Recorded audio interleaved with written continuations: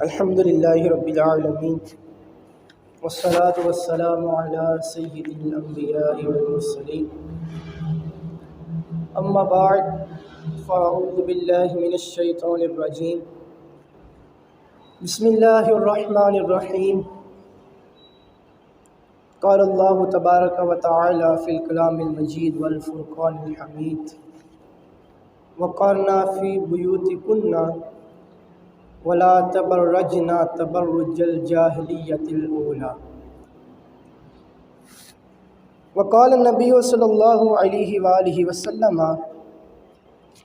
اکثر الصلاة علی یوم الجمعۃ فإنہ مشہود تشہدہ الملائکۃ وإن احدا لن یصلی علی الا عرضت علی صلاته حتی یفرغ منها صدق اللہ العظیم وصدق رسولہ النبی الکریم الامین ان اللہ وملائکتہ یصلون علی النبی یا ایہا الذین آمنوا صلوا علیہ وسلموا تسلیما الصلاۃ والسلام علیک یا رسول اللہ الصلاۃ والسلام علیک یا حبیب اللہ الصلاۃ والسلام علیک یا نبی اللہ وعلی آلک واصحابک یا نور اللہ۔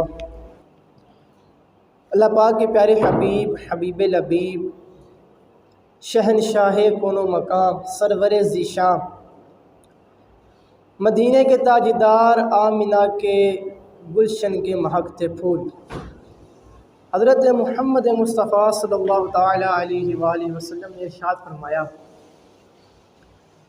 کہ جمعہ کے دن مجھ پر کثرت سے درود شریف پڑھو کیونکہ یہ یوم مشہود ہے، یعنی اس دن میری بارگاہ میں فرشتوں کی خصوصی حاضری ہوتی ہے۔ اس دن جب کوئی شخص مجھ پر درود بھیجتا ہے تو اس کے فارغ ہونے تک وہ درود مجھ تک پیش کر دیا جاتا ہے۔ جب آپ نے یہ ارشاد فرمایا کہ جب بندہ جمعے کے دن مجھ پر درود شریف پڑھتا ہے اور اس کے فارغ ہونے تک وہ درود مجھ تک پیش کر دیا جاتا ہے، تو حضرت سیدنا ابو درداء رضی اللہ تعالی عنہ نے عرض کی یا رسول اللہ آپ کے وصال کے بعد کیا ہوگا؟ ابھی تو آپ حیات ہیں۔ تو حضور علیہ الصلوۃ والسلام نے ارشاد فرمایا کہ وفات کے بعد بھی ایسا ہی ہوگا کہ اللہ پاک نے زمین پر حرام کر دیا ہے کہ وہ انبیاء کے جسموں کو کھائے، اور اللہ کے نبی زندہ ہیں اور ان کو رزق دیا جاتا ہے۔ سبحان اللہ، کتنی پیاری حدیث پاک ہے کہ جمعہ کے دن یہ فرشتوں کی خصوصی حاضری کا دن ہوتا ہے سرکار علیہ الصلوۃ والسلام کی بارگاہ میں۔ تو اس دن ہمیں چاہیے کہ ہم کثرت سے درود شریف پڑھیں، اور علماء کرام ارشاد فرماتے ہیں کہ جو بندہ 313 بار روزانہ درود شریف پڑھ لیتا ہے وہ کثرت سے درود پاک پڑھنے والوں میں شمار کیا جاتا ہے۔ تو اللہ پاک ہمیں کثرت سے درود شریف پڑھنے کی توفیق عطا فرمائے۔ اللہ تعالیٰ نے قرآن پاک کے اندر ارشاد فرمایا کہ اے عورتوں اپنے گھروں کے اندر ٹھہری رہو اور پچھلی جاہلیت جیسا بناؤ سنگھار نہ کرو۔ تفسیر خزائن العرفان کے اندر مفتی نعیم الدین مراد آبادی علیہ رحمۃ اللہ قوی فرماتے ہیں کہ اس آیت میں عورتوں کو گھر میں ٹھہرنے کا حکم دیا گیا۔ تو اس سے مراد یہ ہے کہ جیسے پہلے زمانے میں عورتیں ایسے لباس پہنتی تھی کہ جس سے زیب و زینت ظاہر ہوتی تھی، پردہ نہیں کیا جاتا تھا، ایسے لباس جو جسم کو مکمل طور پر ڈھانپتے نہیں تھے، تو وہ پرانے زمانے میں دور اسلام سے قبل وہ عورتیں اپنے محاسن کا اظہار کرتی تھی، سر عام گھومتی تھی۔ تو اللہ پاک نے یہ آیت نازل فرما کے ایمان والی عورتوں کو گھر میں رہنے کا اور پردے کا حکم ارشاد فرمایا۔ دور اسلام سے پہلے عورت کو ایک انتہائی بری مخلوق سمجھا جاتا تھا، یہاں تک کہ کسی بیٹی کا باپ ہونا یہ گناہ سمجھا جاتا تھا، اور لوگ اس کو بڑی بری بات سمجھتے تھے کہ کسی کے ہاں بیٹی پیدا ہو، اور عورت کو کسی قسم کا کوئی مقام، کوئی درجہ نہیں دیا جاتا تھا۔ تو جب اسلام آیا، جب اسلام کی تشریف آوری ہوئی، تو الحمدللہ اسلام نے باقاعدہ عورت کو حقوق عطا کیے، اور اسلام نے ہمیں کیسا پردے کا درس دیا۔ حضرت میمونہ رضی اللہ تعالی عنہ اور حضرت ام سلمہ رضی اللہ تعالی عنہ، آپ ایک مرتبہ حضور علیہ السلام کی بارگاہ میں حاضر تھیں، تو ایک نابینا صحابی حضرت عبداللہ ابن مکتوم رضی اللہ تعالی عنہ آپ تشریف لا رہے تھے۔ جب حضور علیہ السلام نے ان کو دیکھا کہ میری ازواج مطہرات بھی یہاں پہ تشریف فرما ہے اور نابینا صحابی آ رہے ہیں، وہ دیکھ بھی نہیں سکتے تھے، تو آپ نے اپنی ازواج مطہرات کو ارشاد فرمایا کہ ان سے پردہ کرو۔ انہوں نے عرض کی یا رسول اللہ الیس ہوا اعمی، کیا وہ بینائی سے محروم نہیں ہے؟ نہ وہ ہمیں دیکھ سکتے ہیں، نہ وہ ہمیں پہچان سکتے ہیں، تو پھر ہم پردہ کس بات کا کریں کہ وہ تو نابینا ہے، وہ تو ہمیں دیکھ بھی نہیں سکتے، پہچان بھی نہیں سکتے، تو پھر ہم پردہ کس بات کا کریں؟ تو حضور علیہ السلام نے ارشاد فرمایا کیا تم بھی نہیں دیکھ سکتی؟ اگرچہ وہ نابینا ہے، وہ نہیں دیکھ سکتے، لیکن تمہاری تو آنکھیں ہیں نا۔ اور اسی حدیث پاک کے تحت مفتی احمد یار خان نعیمی علیہ رحمہ نے میرات المناجی میں لکھا کہ اس حدیث پاک سے یہ ثابت ہوتا ہے کہ پردہ مرد و عورت دونوں کے لیے ضروری ہے، کہ نہ اجنبی مرد اجنبی عورت کو دیکھے اور نہ اجنبی عورت اجنبی مرد کو دیکھے۔ یہ اس حدیث پاک سے ثابت ہوتا ہے کہ حالانکہ ازواج مطہرات امت کی مائیں ہیں، ان کے بارے میں ہم غلط تصور نہیں کر سکتے، لیکن پردے کی تاکید دیکھیے کہ حالانکہ وہ نابینا صحابی تھے، لیکن تاکید کس قدر ارشاد فرمائی کہ اگرچہ وہ نابینا ہے پھر بھی آپ ان سے پردہ کیجیے۔ علماء کرام نے 3 قسمیں بیان کی۔ سب سے اعلیٰ درجہ پردے کا یہ ہے کہ عورت اپنے آپ کو گھر کی 4 دیواری کا پابند کر لے۔ حضرت فاطمہ رضی اللہ تعالی عنہ جب آپ وفات پانے لگی تو آپ نے وصیت کی کہ میرا جنازہ رات کو لے کر جانا۔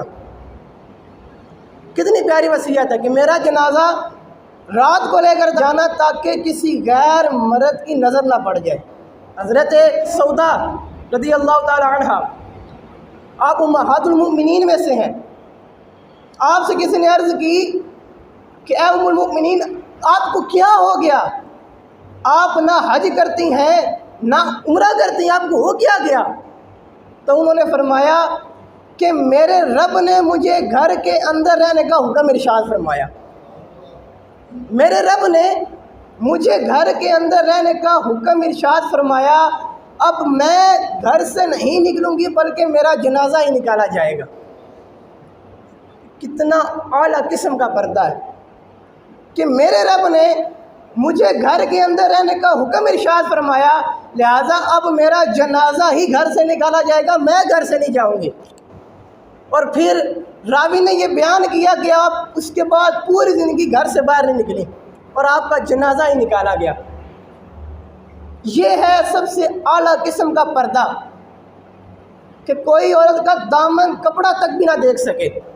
حضرت شیخ عبدالحق محدث دہلوی علیہ رحمہ لکھتے ہیں خشک سالی ہوئی، پانی نہیں ملتا تھا، لوگوں نے بڑی دعائیں کی کہ یا اللہ پانی برسا دے، بارش برسا دے، ہمیں پانی عطا فرما، لیکن بارش نہیں ہوتی تھی۔ حضرت نظام الدین رحمۃ اللہ تعالی علیہ نے آپ نے اپنی والدہ کا دامن، اس کا ایک دھاگا لیا، صرف دامن کا دھاگا لیا، اور وہ دھاگا پکڑ کے اللہ پاک کی بارگاہ میں عرض کرتے ہیں یا اللہ یہ تیری اس بندی کے دامن کا دھاگا ہے جس پر کبھی غیر کی نگاہ نہیں پڑی، جس پر کبھی غیر کی نگاہ نہیں پڑی، یا اللہ پاک ہمیں اس کی برکت سے بارش عطا فرما۔ ابھی آپ کے الفاظ مکمل نہیں ہوئے تھے کہ اللہ پاک نے بارش نازل فرما دی۔ دوسرا درجہ جو علماء کرام نے بیان کیا کہ اگر چلے مجبوری ہے، گھر سے باہر جانا پڑ ہی گیا، پہلا درجہ تو ہے یہ نا کہ بس عورت گھر کی چار دیواری کے اندر پابند ہو جائے.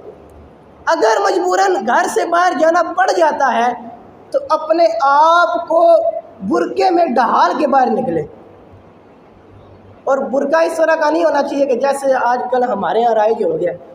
ہمارے یہاں ایسے فینسی قسم کے برقعے رائج ہو گئے ہیں کہ مرد کی نگاہ زیادہ اٹھتی ہے، حالانکہ برقعے کا مقصد یہ تو نہیں ہے. برقعے کا مقصد، نقاب کا مقصد یہ ہوتا ہے کہ عورت کی طرف نگاہ نہ جائے.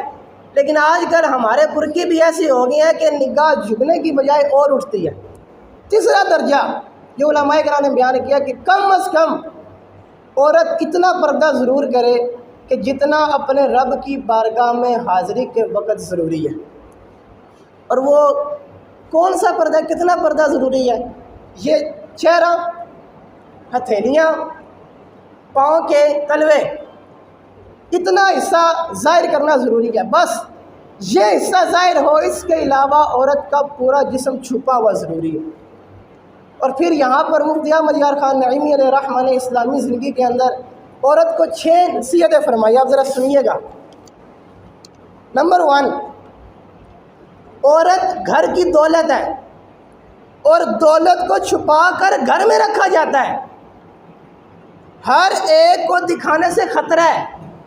دولت ہونا بندے کے پاس تو بندہ دولت کو چھپا کے رکھتا ہے تاکہ چور ڈاکو نہ آ جائیں. تو ذرا سنیے، مفتی صاحب فرماتے ہیں کہ عورت گھر کی دولت ہے اور دولت کو چھپا کر رکھا جاتا ہے. ہر ایک کو دکھانے سے خطرہ ہے کہ کہیں کوئی چوری نہ کر لے.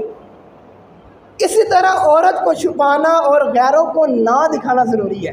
نصیحت نمبر 2 سنیے، عورت گھر میں ایسی ہے جیسے چمن میں پھول، اور پھول چمن میں ہی ہرا بھرا رہتا ہے. اگر آپ پھول کو باغ سے توڑ کر باہر نہیں آئے نا تو اس کی خوبصورتی کم ہو جائے گی. پھول اگر باغ میں لگے رہے نا تو ان کی خوبصورتی میں اضافہ ہوتا ہے. تو فرماتے ہیں کہ عورت گھر میں ایسی ہے کہ جیسے چمن میں پھول، کہ اگر توڑ کر باہر لایا جائے تو پھول مرجھا جاتا ہے.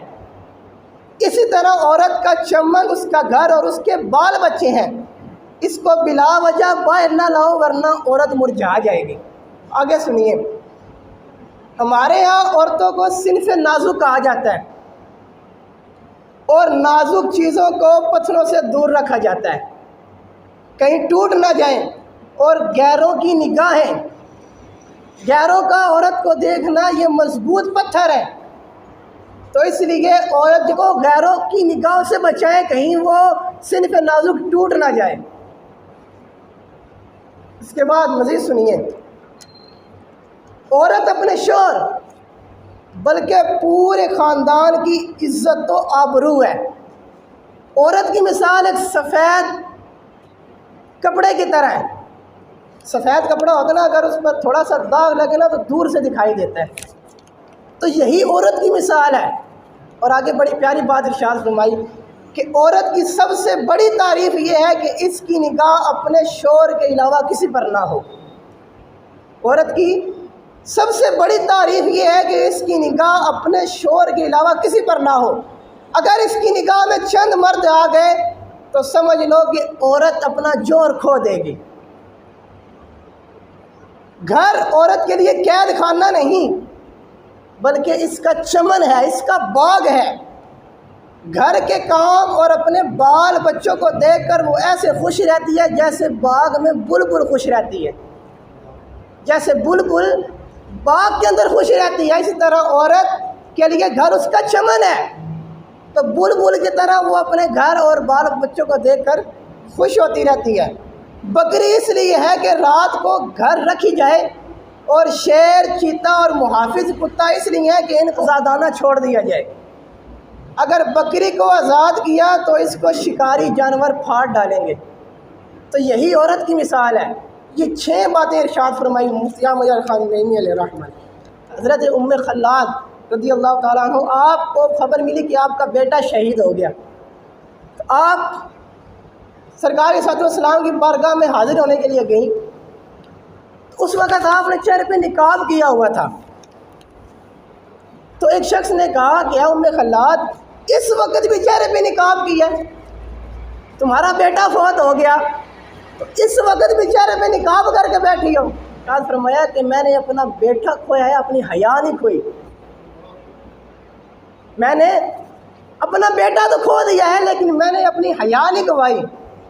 تو ذرا غور کیجئے کہ کتنی پیاری نصیحت ارشاد فرمائی اور کتنا تاریخی جملہ ارشاد فرمایا کہ بیٹا تو فوت ہو گیا لیکن حیا نہیں گم ہوئی ہماری.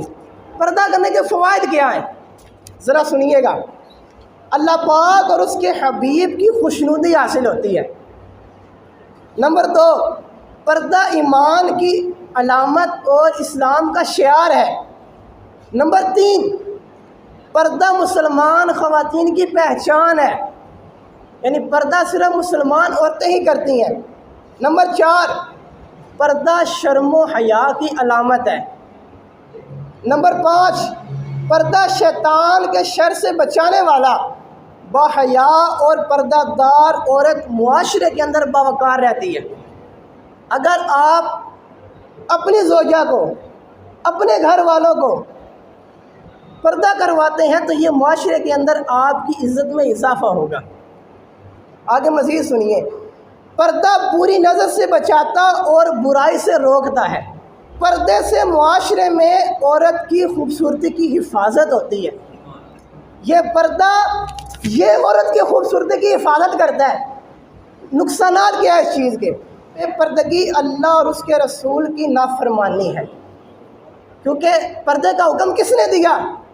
اللہ اور اس کے رسول نے دیا کہ اے عورتوں گھر میں ٹھہری رہو، بے پردگی نہ کرو. یہ حکم اللہ اور اس کے رسول نے دیا. بے پردگی یہ گناہ کبیرہ ہے. بے پردہ عورت اللہ کی رحمت سے دور ہو جاتی ہے اور بے پردہ عورت لعنت کی حقدار ٹھہرتی ہے. اور بے پردگی یہ جہنم میں لے جانے والا کام ہے. بے پردگی رسوائی کا سبب ہے. ذرا غور کیجیے گا اس جملے پہ. بے پردگی رسوائی کا سبب ہے، بے پردگی بے حیائی کا سبب، اور سب سے بڑی بات بے پردگی نوجوان نسل کی تباہی کا سب سے بڑا ذریعہ. تو آئیے آج اس بیان میں ہم نیت کرتے ہیں کہ انشاءاللہ عز و جل ہم اپنے گھر والوں کو پردہ کرنے کا حکم دیں گے.